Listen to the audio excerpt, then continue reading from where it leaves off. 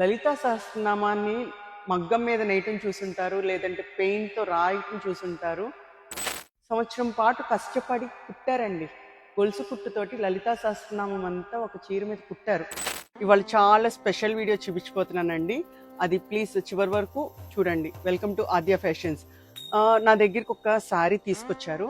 Sari speciality ఏంటో తెలుసా? లలితా సహస్రనామం మీరు ఎక్కడైనా రాయటం చూసుంటారు పెయింట్తో, లేదంటే మిషన్ మీద చేయించడం చూసుంటారు, లేదంటే నేత నేయటం చూసుంటారు. నేనైతే నేత నేయటం చూశాను, ఒకళ్ళు నేయించారు. కానీ ఒక ఆవిడ సంవత్సరం పాటు కష్టపడి కుట్టారండి. గొలుసు కుట్టుతోటి లలితా సహస్రనామం అంతా ఒక చీర మీద కుట్టారు. ఆ వీడియో చూపించిపోతున్నాయి. ఆంటీ పేరు సుజాత గారు. అంటే ఆవిడ సంకల్పం ఎంత గట్టిగా ఆలోచించండి. అంటే దాన్ని ప్రోత్సహించిన వాళ్ళు రమావదిన. మొత్తం అంతా చేతితో రాశారండి. సంవత్సరం పాటు కష్టపడి రాశారు లలితా సహస్రనామం. ఇది అసలు మన దగ్గరికి ఎందుకు వచ్చిందంటే రోలింగ్ చేయించడం కోసం వచ్చింది. కుట్టి ఉంది కదా, కొంచెం నలిగిందని రోలింగ్ అని వచ్చారు. కానీ రోలింగ్ లో టైట్ గా లాగాలండి.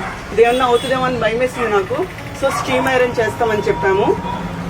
అసలు నాకైతే చాలా బ్లెస్డ్ గా అనిపిస్తుంది ఫస్ట్ ఇది చేయటం వల్ల. అంటే కష్టం అనిపించలేదా మీకు? అమ్మవారి మీద దయ మీద చాలా సంతోషంతో కుట్టాను. అది తెలుస్తున్నది. అది ఎంత ఒంట్లో బాగుండకపోయినా శ్రద్ధగా ఆ ప్రేమతో, అమ్మవారి మీద ప్రేమతో కట్టుకోవాలి, కడితే నేను చూడాలి. ఎక్కడ కడుతున్నారు అనుకుంటున్నారా? ఐదుగురులపల్లి గుడండి శివాలయము. అది బ్రహ్మసూత్రం కలిగిన శివాలయం అన్నమాట.